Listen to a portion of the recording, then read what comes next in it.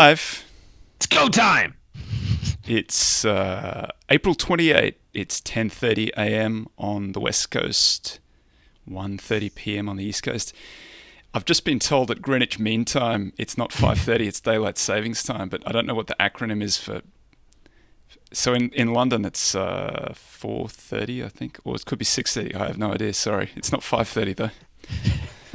Next week I'll put up UTC. That's like coordinated time or something like that, just so you can set your clocks if you're dialing in from the moon or wherever you're calling in from. Let us know in the comments where you're from so we can enjoy that subsequently. What's the market doing? A little bit of a runner for value. Yeah, SPY is up like negligible amount. Yeah, it looks like the stuff that's really moving is like the airlines and cruise lines. All the go back to work stuff is jumping over the last couple days. That'd be great. Go back to work. There's Chi-Town. Qs are down Johnny 1%. See what the Russell's up 1.7. Tennessee. So, there you How go. doing? Small. All right. Yes. Whose intro is it today? Oh, I think it's mine. Brewster's Millions. I'm ready to go. All right. Welcome to Value After Hours. This is Bill Brewster with my co-host Jake Taylor and Tobias Carlisle. Jake, what are you going to be talking about today? I'm going to be discussing how I reason from the bottom up using 3 different large data sets. From the bottom of your heart. That's right. And Toby, what are you going to be talking about? Yeah, I love this article that Verdad put out on Monday when Buffett was a quant. Not written by Dan this time, written by his partner Nick Smits. So that's a fun read. Going to chat about that and some of the implications about that for the market and so on. How about you, And Bill? I'm going to be talking about holding as a superpower. I'm pretty sure I stole that saying from Jake Rosner at Coho Cap, but it's Tom Russo is proving it correct. So we're going to discuss that right now. Holding is hard. Yeah, it's not easy. You want to take that one away? That's kind of an interesting topic. You want me to start? Sure. Yeah, let's do it. So Russo released his, letter to shareholders, and I got looking at some of the positions, and you just sort of look through. So like MasterCard, his cost basis, $7.9 billion, current market value $93.5 billion. Berkshire, $17.6 billion. How much money is he managing? On $628 million, so it's a 15% position now. Okay. Oh, so that was the market cap when he stuck it in, not the Yeah, size that's of not his how position. much he. Yeah. Yeah, total cost and market value today. His total cost on Berkshire $17.6 million, current market value $84.6 million, and Nestle cost basis $13.5 million, current value $80.7 million. If you look at the aggregate gains in his portfolio, they are just under 300 million. It looks like total gains $363 million. Of that, 210 million looks like it's the top 3 positions. Right? So it's just one of those. I think it's a really and then his Comcast position, stupid, if these numbers are correct, which I assume they are. On a $373,000 position, it's up to 12.7 million. So it's Should have bought more.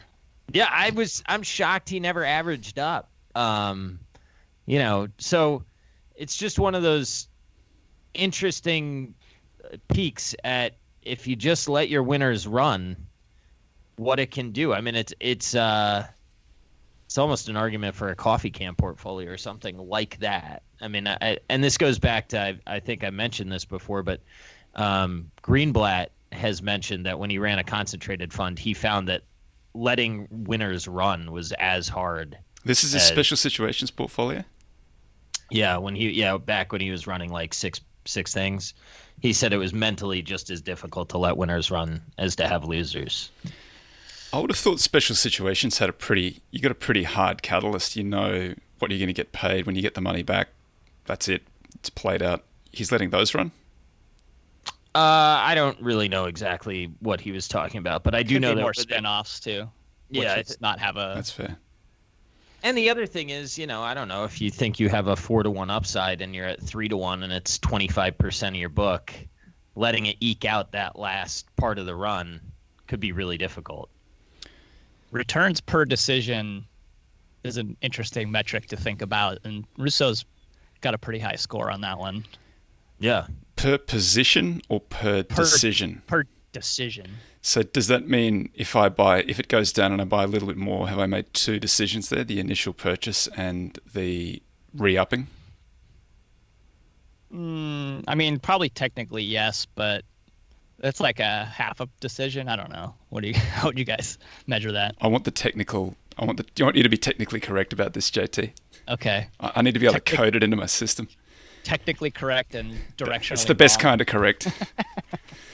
Yeah, I think even if it is two, you're not buying and selling and buying another security. I mean, he is very good at fishing in the pond that he understands and letting his oaks grow. Does he trim? He does. Well, I asked him, or John, I'm pretty sure I submitted that question. John Mihalkovich asked him, and that at a Manual of Ideas presentation. I'm pretty sure he said that he views that as cutting your flowers and watering your weeds, and he doesn't like to do that. Because the problem is that you get a position that you like, I don't know what you put into it, 5 or 10%, maybe more, at inception. It goes really well. You're up to could be 30 to 50% of your book. At that point that it's run so far relative to the rest of your book, it's much, much riskier now than it was when it was a much smaller position, because there's more kind of speculation in the price than there is. As this is assuming that the value hasn't run as hard. Maybe the value has for him. I think it's hard to then say, well, now this is a 50% position and it's more expensive. It makes total sense to me to keep it as a 50% position. You don't want to trim it back a little at that point. I mean, I think that this is where, my perception is Tom Gaynor would let it run. I think this is where Buffett and Munger would probably say you let it run. I mean, I think that's the thing that's pretty tough, right? Coke. Yeah. That was maybe not good letting it run. Well, but I mean, you can't when you get to that size, you can't sell in and out of a business like that. So you're going to pay the taxes, and you got to figure out where to redeploy it, and then that's sort of a different issue, I think. But you've got sorry. I did a little study at one point on looking at different quantitative value. Is nothing as in depth as Toby's done with all of his different books, but which you should pick up and read. But one hypothesis. So I looked at that and I compared it to all of the gurus that you can find their track records, and I looked at over the same time periods, how did the studies perform relative to the gurus? And of course, the gurus trounced the market, but the studies actually trounced the gurus. And one hypothesis, and obviously, there's some liquidity problems with some of these studies. It'd be really hard to actually execute it. But one of the hypotheses I had for that was that the studies, because they were mechanical in nature of buying and selling, that they would participate on the downside inefficiency by buying something that was cheap, but they could also participate on some upside inefficiency when it got over when a guru might have sold out and missed out on some of the runs to the upside there. So maybe there was this extra kind of headroom that the machine was capturing that the human wouldn't. Why didn't the machine sell? Because it was on a rebalancing rather than... It was on a rebalance, yeah. It was every 2 years It would rebalance, but it had already run up past where maybe a guru would have sold it.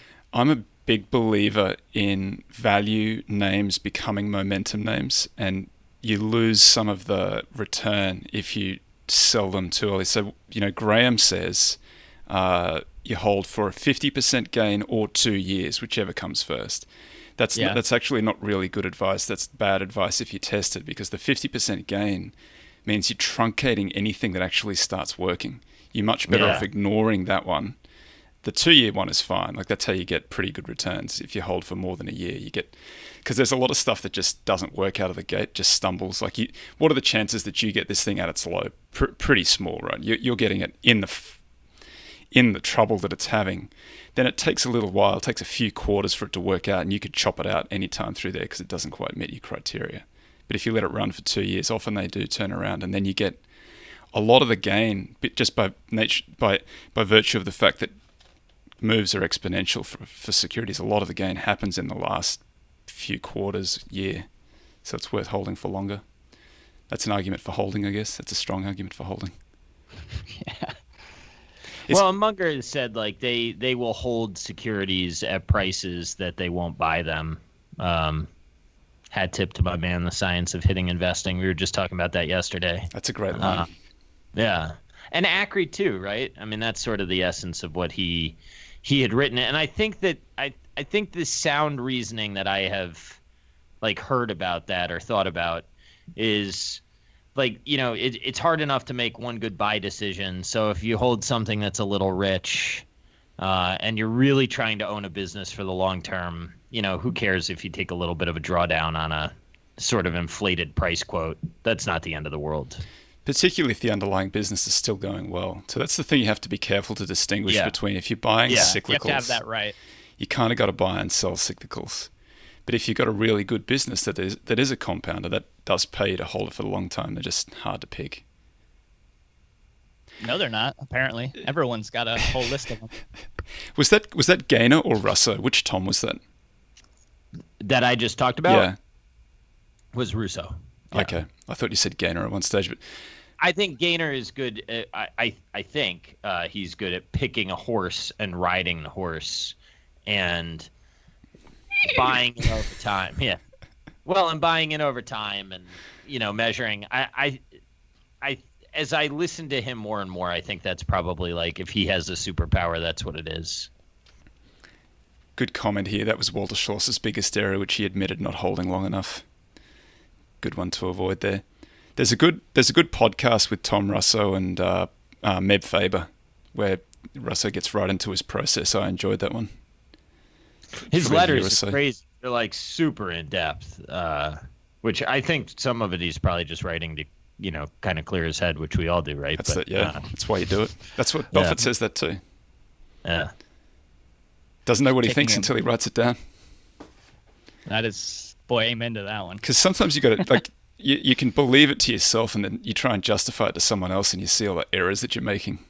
Lucky that one didn't get out into the wild. Better strangle that one on the cot. Well, that's the great thing about being such a reasonable creature, though. You can come up with all kinds of reasons to justify. Is that Franklin? I think so, yeah. That's a great line. Yeah, I had that pinned above my desk for a long time. Ironically, most of the things that I have owned that have gone really well, I have not written up publicly. And if you scan my blog, you probably think I'm the worst investor ever invented because it's like basically airlines and AB InBev, which sucks. Nailed it. Yeah. Great job. Which is honestly part of the reason I haven't written again. I probably just need to get back on the horse, but part of me is like, man, once I make these things public, it's just destined to die. So well, that's true. That's right. You got that consistency bias when you say something publicly. You feel like you got to justify it. It's better to develop a reputation for being really inconsistent, and then that's what you got to maintain. That he's just really erratic, mercurial, changes his mind at the drop of a hat. That's the great thing about Soros, right? He says, "I get a sore back and I change my mind." Like. Yeah, it's a good. Why are you changing your position? I got an ache in my back. Like, isn't that how you get a lot of action at the poker table too? Is people think that you're kind of a loose player? I mean, yeah, loose aggressive. That has been. I don't know if it still is, but when I was watching a lot of it, that was the way to play. Two quick things before we move on. Shout out to Jake for bringing up the topic that Paul Singer ended up writing about. Oh, yeah. Did you advise him on that particular part Paul's, of his letter? Paul's one of the blokes listening to the podcast. Yeah. One of the 10. Yes. Gosh. I'll tell you what, Paul Singer, shout out to you, man. Good job on the Argentinian boat. Not that you need me to tell you that, but that was a gangster move. What's harder, the Argentinian boat or Twitter? Well, probably the boat. Touché. Well, probably Twitter, yeah. Do you need your own private navy to take Twitter to task? Oh, I don't know how you're going to fix Twitter. You may. You honestly may. You may need like a bot navy to reattack. Also, thought it was pretty interesting that Liberty Media did the big reattribution of the trackers after we talked about that 2 weeks ago. That was timely. On the day that our pod dropped. Yeah, fingers on the pulse. Some more guys listening to the pod. Yeah, dude. Shout out to you, Greg and John. Thanks. Hope Denver's nice. And then the last thing, how do you not have Simons in your freaking fantasy team, man? Well, here's You're not going to put him in? So evidently I was applying rules that nobody else was applying, which was that you had to have some money left over to manage the... and I was planning on because I'm a value guy. I'm a deep value guy. Of course I'm going to pick Einhorn. He's $1. He's on the bottom line. He ran some he outperformed by 24.5% until 2007. He's underperformed by a little bit since then every year. But that's Einhorn is a good investor. Doesn't explain leaving out the GOAT. Look, I love Webb. Of course I'm gonna buy Webb, but at $5, that's GARP. That's quality. You gotta pay your stars, man. I'm a deep value guy. I'm gonna go off the bottom row. $1 for each. Come on, Greenblatt at where he was priced was way underpriced. So was John Neff. There are a lot of guys who are just on the wrong rows there. That's like the Scottie Pippen Bulls contract. Yeah. Right. Like they're way underpaid. I announced my selection and I was over by $1, and then I got blown up. So then I had to. You've misunderstood the rules of the game. Jerry Jones or something. You just throw money at this. Yeah, screw the Cavs. Go over the cap.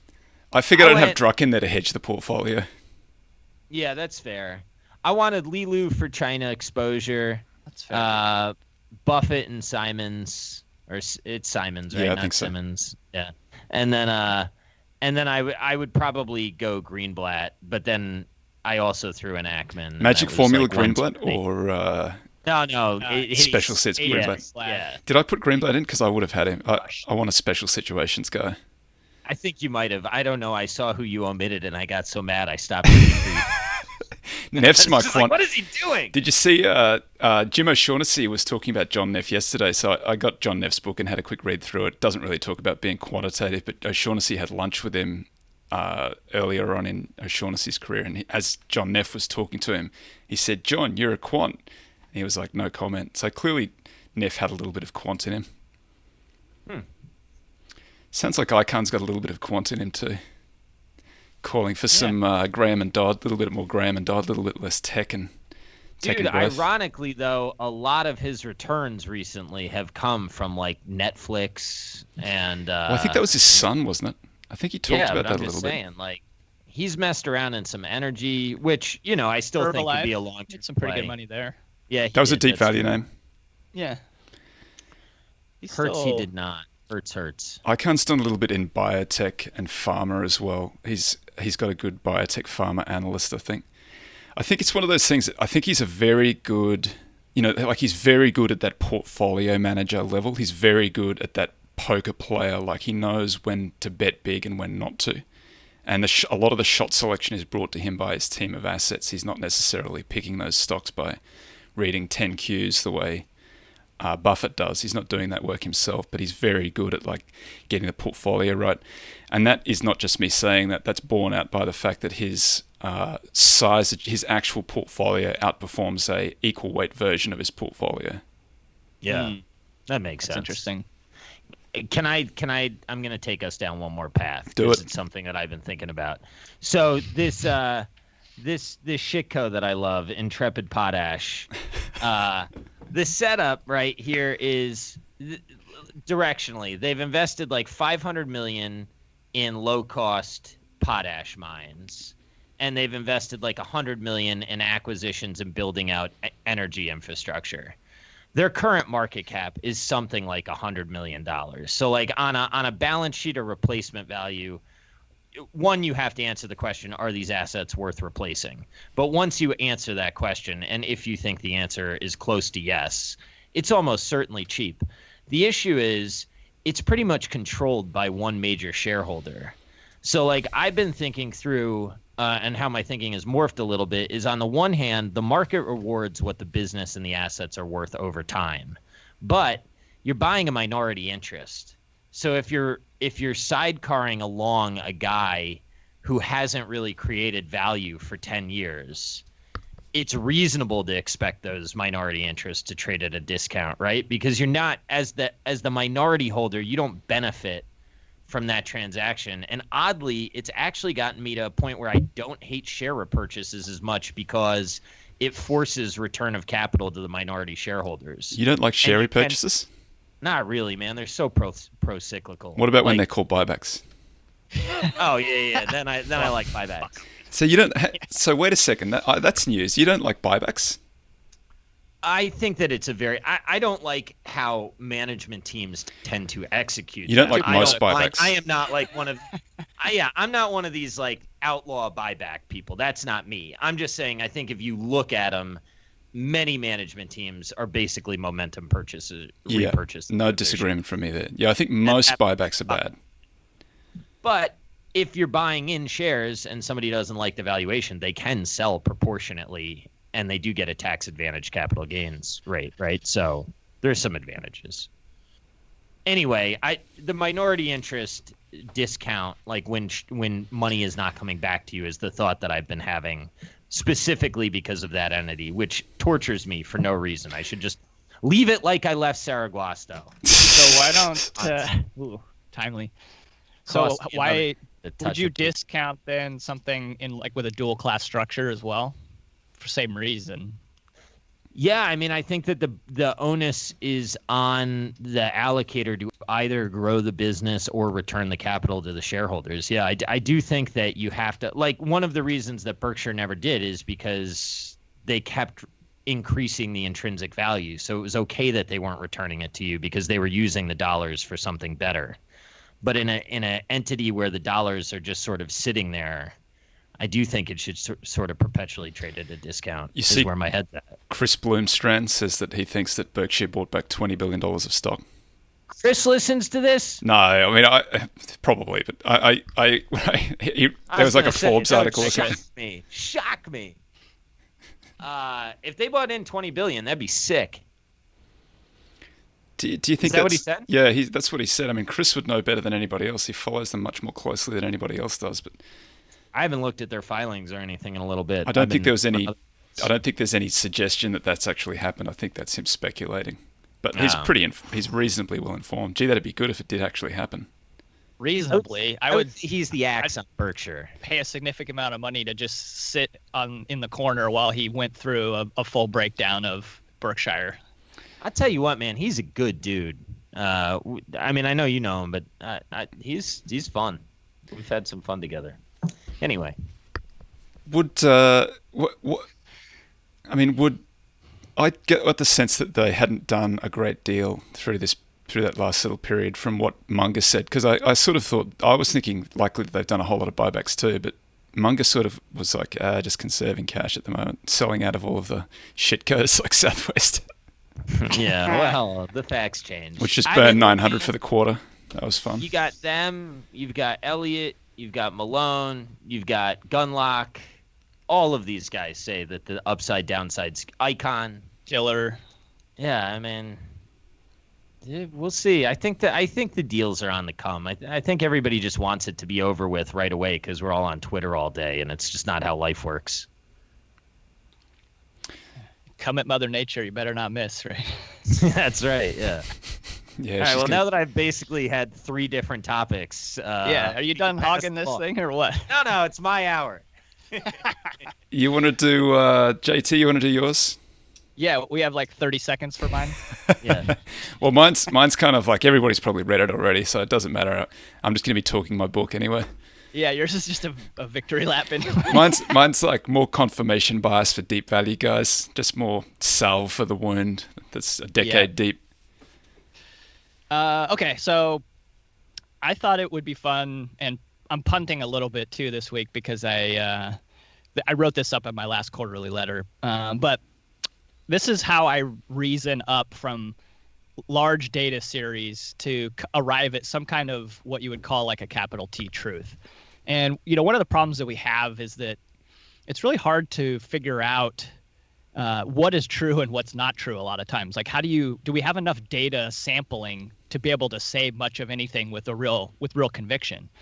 Well, the first three, the number one data set that I look at is the inorganic universe. So this is like physics. What are the things that we can take from physics that will allow us to say this is really first principles? We're going deep first principles, yeah. So, and I'm gonna relate this to one specific idea, which is reciprocity. And I'm going to show how each three of these data sets show that reciprocity is a capital T true thing for us to hang our hats on. So in the inorganic universe, we have Newton's third law, which is for every action, there's an equal and opposite reaction. Okay, that's basically like reciprocity. If you run something into something, it's going to bounce back. Or if you send a planet around the sun, it's going to come around the other side. The second giant data series is biology.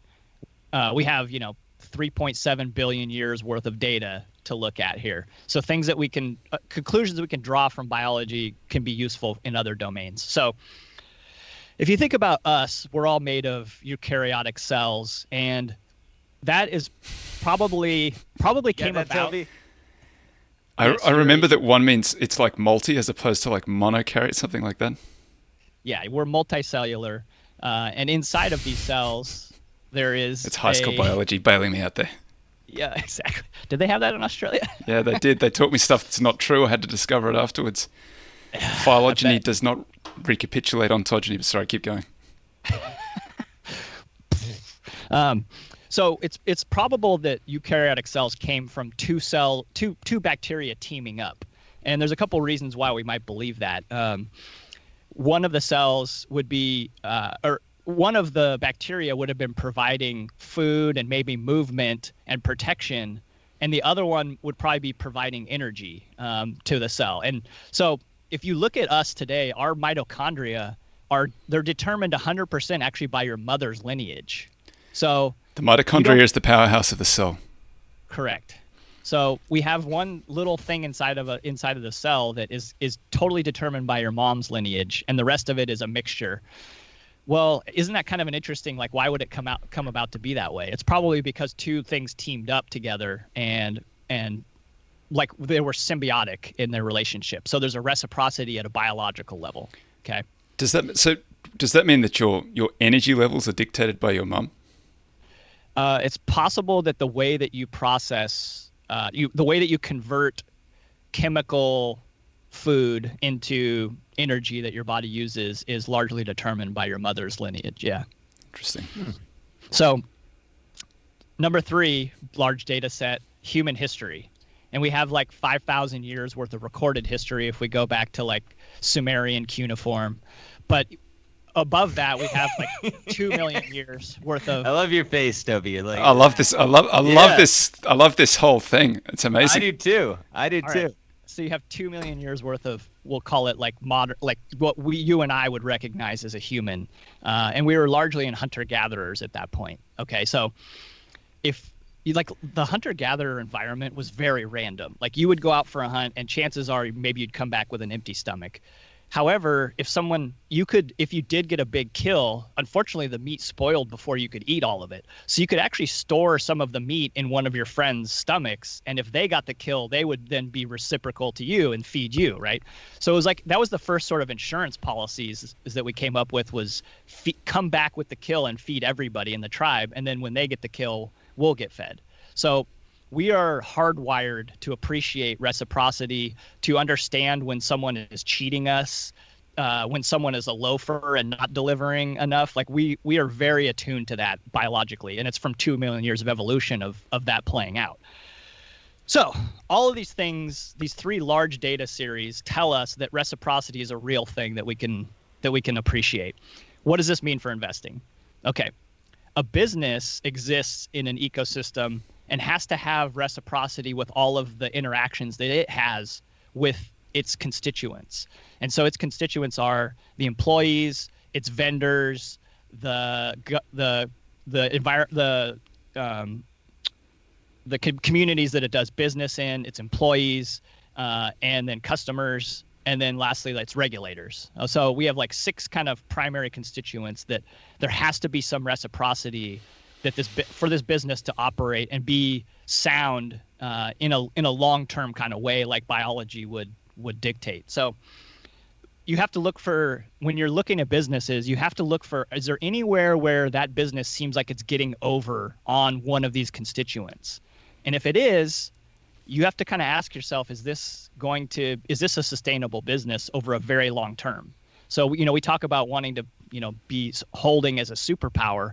Well, if you're going to hold for a really long time, you have to have a business that is going to be win-win across all of these stakeholders. Otherwise, eventually someone is going to defect because they feel like they're getting over. And whether that's employees unionizing, whether it's an employee or the government cracking down on them for antitrust maybe, or whether it's customers feeling like they're getting cheated, like, maybe a cable company and they're like, screw those guys. I'm not going to do that. Lay off. Lay off. I knew I'd throw that on Bill. Not cool, man. So anyway, if we take some really long sweeps of data series, we can maybe apply that to our investing framework and look for those kind of outcomes. And what the beautiful thing to me about that is that all of that is a win-win for society and all of us who are participating in this. And I find that to be like a really beautiful thing about capitalism when it's done well, is that it really does have to be win-win for everybody. And it's such a magical thing, and it kind of surprises me sometimes how we try to like squish it away. But that's a different. So let me throw a couple. Man went full Peter Kaufman on y'all, just so you know. Let me throw a few names at you. And I didn't want to say that because he doesn't like attribution, but no, well, that's like the stuff he preaches, right? Yeah. So. I want to just throw a couple of names at you and get you to talk a little bit about their ecosystem applying those rules. Amazon. A little bit problematic in how they treat suppliers, probably. Probably a little problematic on employees in the warehouses. Yeah, they also did this thing today where they've reduced commissions for affiliates from 8% to 3%. Good time to do it. They only do it so you can get diapers cheap and quick, man. So somebody's got to lose.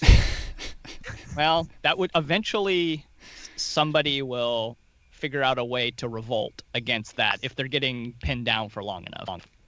So how about Google? Yeah, in general, pretty clean. Yeah. But what's funny some of is the data, like how are they using the data? Facebook seems a lot more offensive to me than Google, even though Google probably has just as much, maybe more on me. Yeah, definitely. Probably a lot more, actually, across wider things. Yeah. That's interesting. My beef with this is like I've had this discussion as it pertains to airlines, so get your drinks out. But, like somebody told me that they thought that Southwest was very customer focused and Delta wasn't. And I have heard from a lot of people that love Delta and say like Delta actually is. I know. Well, so I think that you can get into pretty subjective stuff here. But I don't disagree with the theory, and I think that thinking it through is super important. But Toby, to your point, like I hate Facebook and everything that it represents to me. That said, you talk to somebody like Marcelo P. Lima, and I think he has pretty compelling arguments on the other side for what it can do for society, and when is it going to start doing those things? Well, the thing is, like, the internet in general, I think the problem with Facebook is they sort of privatize the internet. And when you privatize the internet, you get its ugly corners, too. And, like, that sucks. Especially when stupidity can ring louder than rational thought. Well, I do think there are definitely some shades of gray to all this. You can't just say, like, it's not binary if someone is clean or dirty. But there are some that are more obvious that people are probably ignoring a lot of times, and I think eventually it will bite them in the ass. It may take a long time. What about Disney? Well, I'm sure doesn't seem like they're treating their employees particularly well in this time of need. They're also a bit nasty on the copyright front. Like they've got little deals and they come after you for copyright. And that silly thing on Twitter where they said, "Tell us what you feel about whatever it was, and then they put straight underneath, and by the way, if you respond to this email, you've given us the rights to use your likeness in this tweet in perpetuity. Totally binding agreement. I mean, they're one that I would say, and I have friends that are long it, and I'm sorry to say, I don't think that they are particularly concerned with treating everybody well. They just have a really, really unique experience in IP. So they can charge you enough that you have to take out a credit card loan to go there, or a second mortgage or whatever, and people do it. How about from the owner's standpoint, which is another one of the constituents that I forgot to say, and having such, maybe I'd call it egregious comp for the management. Like that is very that's a little chiseling of the owners, isn't it, to pay some of these guys so much money? Did you see that SBC thing that I tweeted out yesterday? It's not my chart, somebody else's chart, but holy cow, like some of those companies have just been blasting out 20% plus stock-based compensation. Pardon me, stock-based compensation, just through options and so on, like 20% a year. Yeah, that's crazy.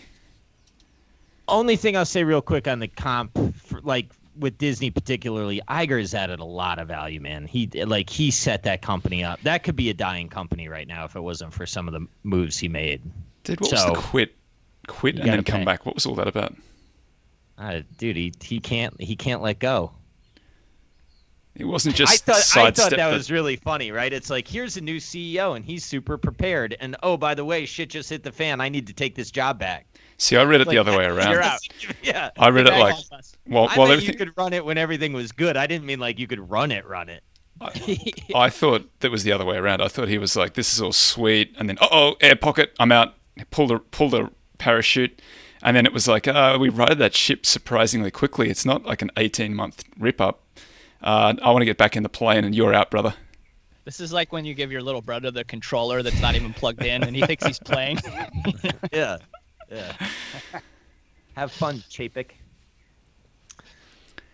Toby, what's your topic? Yeah, so sorry for all of the deep value guys who followed me into deep value and have just endured years of pain in it now. The only thing I can say is that I've been enduring at least as much pain as you have. So I'm in there for real. But a nice thing came out from Verdad. Nick Smits, who's I think he's one of the partners there, one of Dan's partners. Who's your Verdaddy? Who's your Verdaddy? Someone's got to get that Twitter handle right, Verdaddy, at Verdaddy. Yeah. Basically, it's when Buffett was a quant, talking about when Buffett was much more mechanical, so sort of going back to his net days. Makes a little bit of a leap because Buffett's was never kind of this kind of quant. But it is interesting that the chart that they put up is interesting. It's one that I've shared in the past too. It just shows the cheapest decile in the FAMA French data, the free cash flow yield. I think it was free cash flow that they put up. Yeah.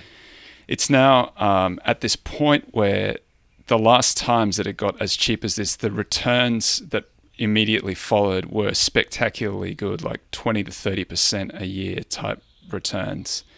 And so, to get to this point, obviously that's a very painful underperformance, and nobody's enjoyed it, including me. But I'm sort of hopeful that the forward returns look much better. Of course, it can always get cheaper, but basically the opportunity set, and I have been saying this since the start of the year, I've been saying this since maybe a year ago, the opportunity set is basically as good as it ever gets for this stuff. So I think the market is expensive and the market's going to do what the market's going to do, but the deep value stuff is basically about as good as it gets, and particularly in small value. Small value is just ridiculously good value at the moment. Anybody want to confirm my bias? Yeah, I mean, this. My opinion is that we're shaping up. Maybe not totally there, but what are you waiting for? What are you looking to see? I just worried that it could, like, we haven't taken out 73, 74 level on that chart. Yeah. And that's still a ways away, actually. How far was it? That was down to, like, what was it, 1.5 or something, price to key free cash flow. And where are we now? And what was it, like 2.5 or 3 or something like that. But the other problem is I'm not entirely sure that it's apples to apples with the debt levels. Might be a little bit different across that data series. But yeah, that's price to free cash flow. That's a good point. Yeah, when you add in the debt, it's not quite as cheap because we're a little bit more indebted than we have been in the past. That's true. Yeah. But I think that turns up if you have a look at Alpha Architect's website, they've got a EV/EBIT tracker that goes back. So it says that value's pretty good value at the moment, but it's not as cheap as it has been at other notable turning points. The only thing that I would say to that is that when Cliff Asness wrote his venial value sinning article and then followed it up with the never has a venial value sin been punished so swiftly or so brutally, that he talks about using an ensemble. And when he uses the ensemble, he said basically you're at this point where we either proceed on to .com kind of undervaluation, possible, like we've done that before. But if you're betting on us going to .com undervaluation, you got to know that we're in like the 97th or 99th percentile of undervaluation here. So there's much more likely that we go back in the other direction. Yeah. Well, I mean, what I was going to say was that if we're getting close to, or at least maybe already there, this I would call like the value guru making setup. Like 99 was when, if you started in 99, yeah, you had a really good shot of coming out of that as a guru. Yeah, that's Pabrai Spear. I didn't want to name any names to take away from their glory, but yeah, I mean, there's a lot of guys that came out of 99.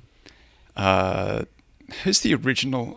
I'm blanking on his name a little bit at the moment. The original kind of activist of that period. Loeb? No, not Loeb, but he is another one in that group. The guy who was Sears. Oh, Lampert? Berkowitz? Lampert. Oh. Lampert. And Berkowitz. Well, Berkowitz was before it too. Like he was early 90s, but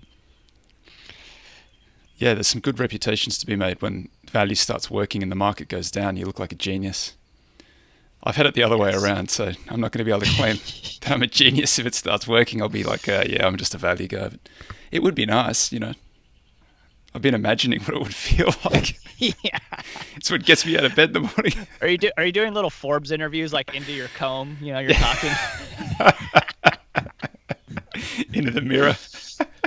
Why, yes, Consuela, we did have a very good year in 2021. Sad but true.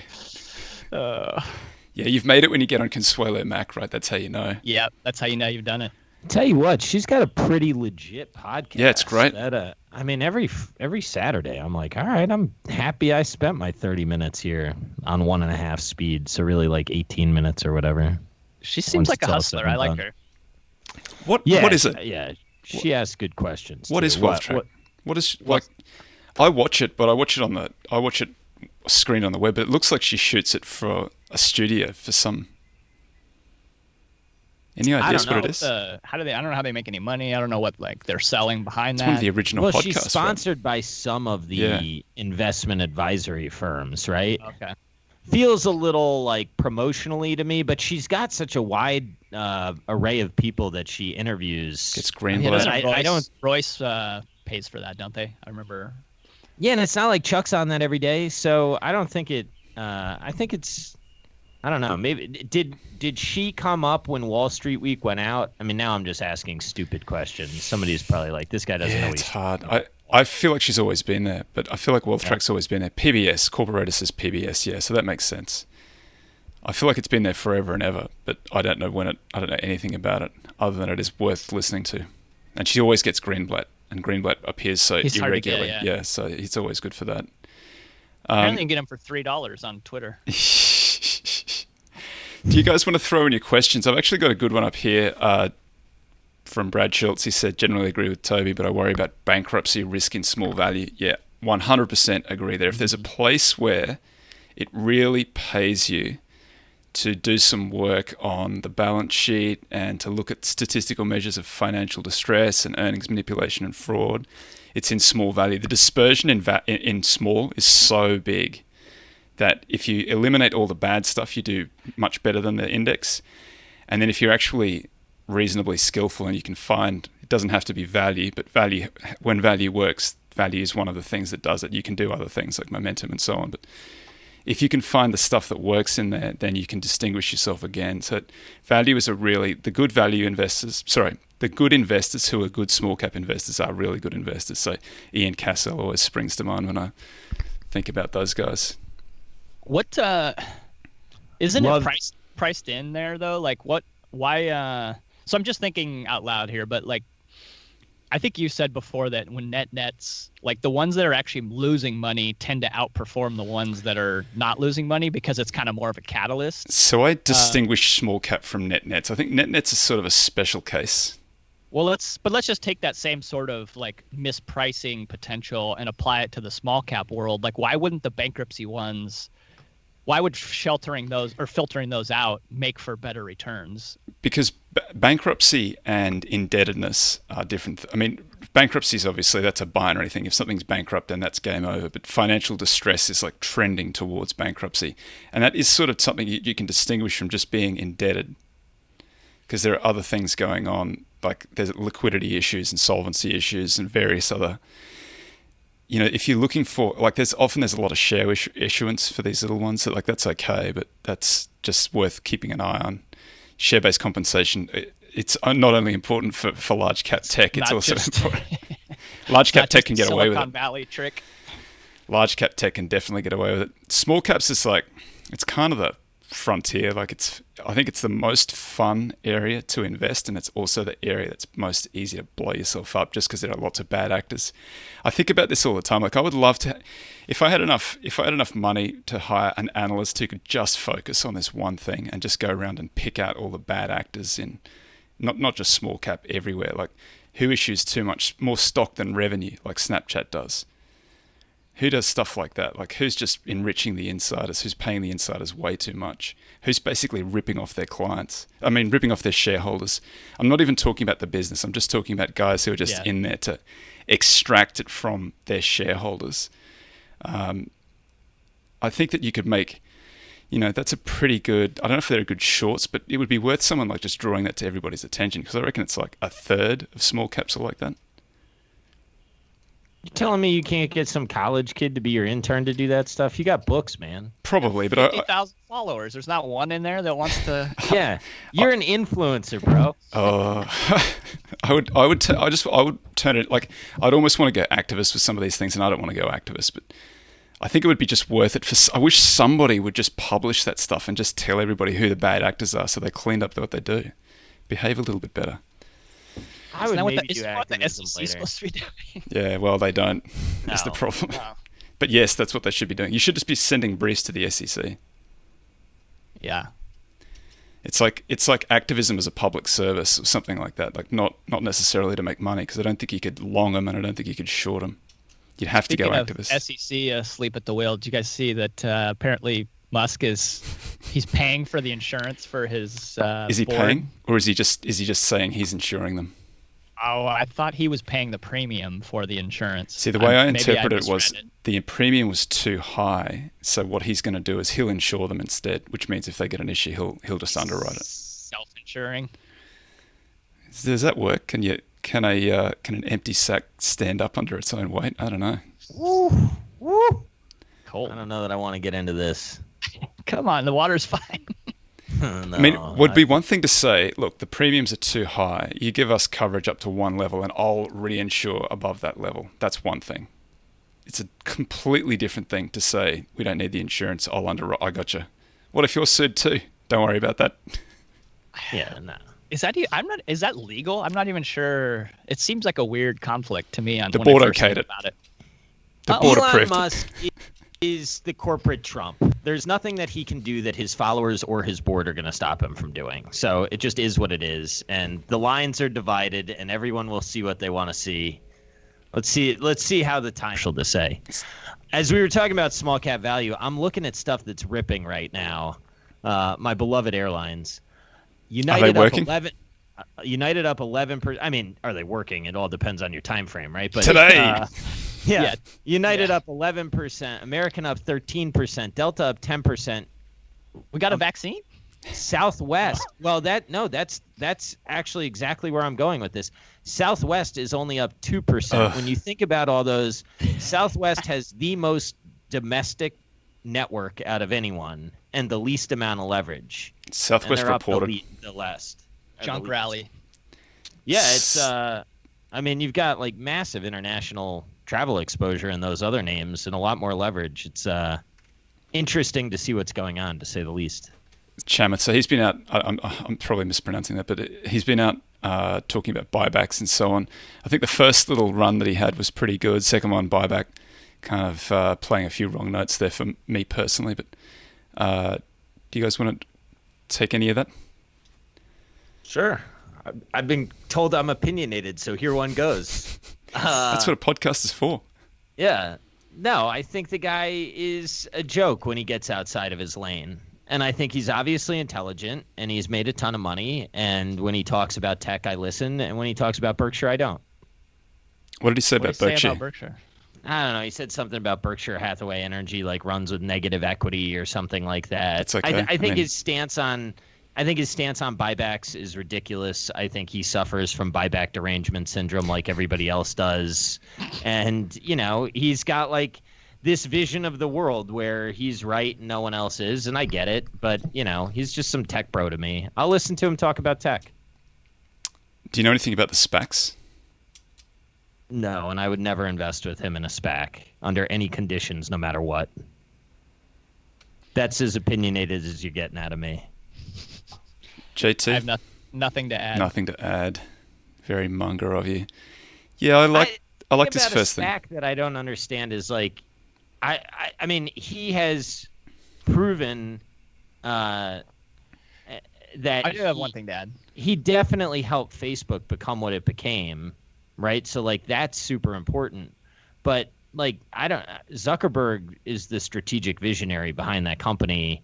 I don't know that you just give him money for a SPAC. I mean, that doesn't make a whole lot of sense to me, especially when like he's out on at Stanford saying like, get the fucking money, then change the world. Why am I going to give you my money? Like, screw you. I'll change the world with my own money. I don't know. Is he involved with the Virgin Galactic?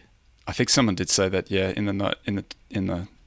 I think he does. So that's one that's been puzzling to me is that Branson's like scrambling to keep Virgin going for like regular, actual humans needing to move around the earth for probably legitimate reasons, and somehow space is still high. Yeah, well. What? Yeah, that is a puzzler.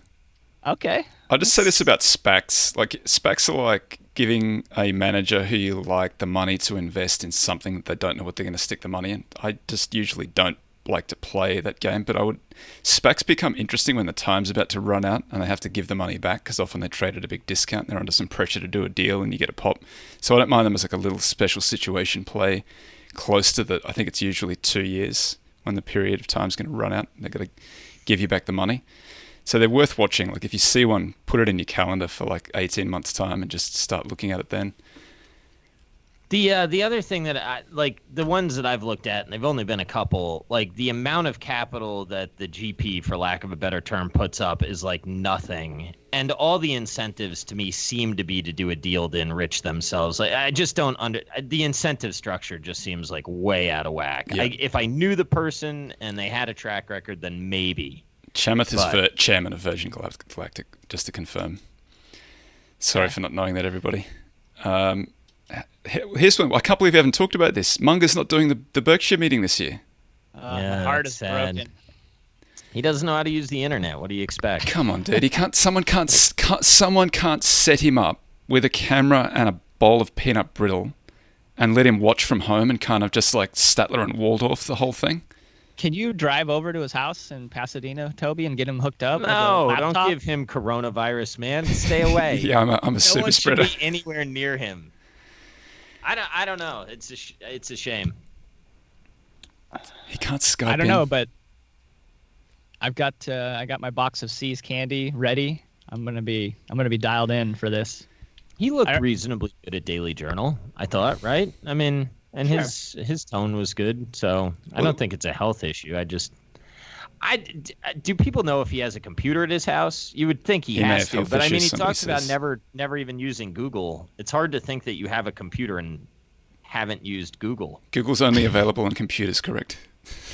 Yeah, well, he's I get got the a flip printouts. phone, I suppose. Yeah. I suppose. Does anybody have any interest in us like Mystery Science 3000ing the whole thing? Like that's a long haul, but do you guys have any interest in doing that?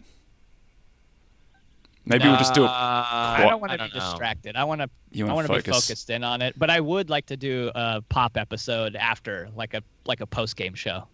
I might be I might be 3 sheets to the wind by then. We're Even gonna have better. to circle back. I don't know if I'm gonna be available. What are you doing that's so important? Get out of here. I just don't know. Yeah, fair enough. All right, well, we killed that one. I would like it. I've got other stuff going on. So Well, we have to do. Well, I guess we'll do one of these straight afterwards, so we'll be close. Yeah, maybe we'll record it and do it afterwards. I don't know. It's 7 hours. Is there like a highlight reel? is it gonna be all 7 hours? I thought it was only gonna be 3 this year, but I could be wrong. I haven't really paid attention. You know, yeah, I wasn't paying attention at the time. Isn't To it be usually fair, like even when it's live, I'm usually the guy that's booking Harrah's like 3 weeks before the actual event. I'm like always in Council Bluffs because I was delinquent on my planning. You could sleep on the floor in my hotel room if you need to. It's fine. I mean, I get to look at the river and whatever, take my There's walk. Gambling over I've there, too. done Harrah's and there's like a Holiday Inn or something that's where everybody who goes to the Omaha Correctional Facility stays. So they've got all these signs up about not Conjugal visits. no slave don't. What is it when you get somebody and you're like trying to get them across you get a child, you're trying to get them across the border. There's like all of these like little people signs like watch You're out talking for about like human trafficking. human trafficking. Thank you. Yes, human Those are trafficking the signs signs. in the hotel you're staying in. Yeah, dude, it's the Omaha. It's the one where you stay if you're visiting the Omaha Correctional Facility. I'm glad I haven't stayed there. I tell you, it's cheap though. It should be. This is the difference between price and value. Who's your cellmate? Well, it's very Deep Value, and Deep Value's had a bad run. If Deep Value goes a little bit better, maybe I'll be staying at Harrah's next time. There you go. Yeah. Just don't drop the soap in that place. Well, I think we're kind of running out of stuff unless anybody's got any words they need to say before the time.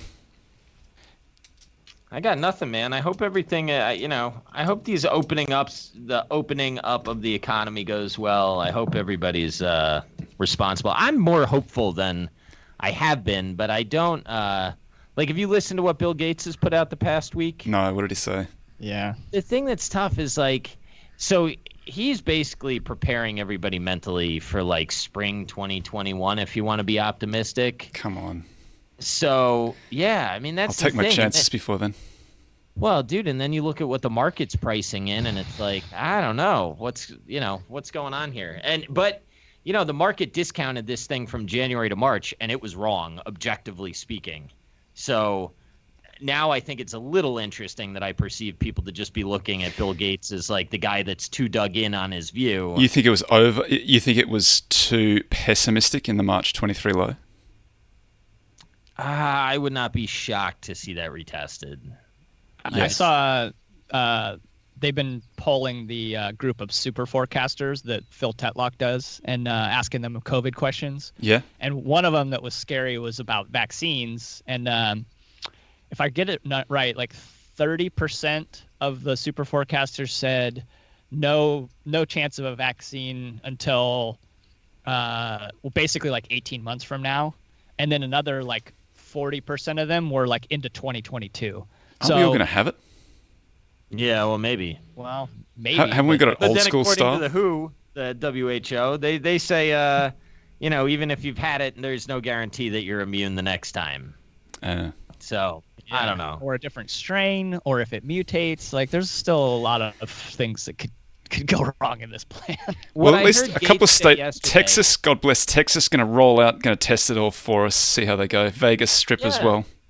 Gonna find out. Man, I hope it goes okay. I hope that I would like it to. I don't mind the little A/B testing. Hopefully, it doesn't end up in anything catastrophic.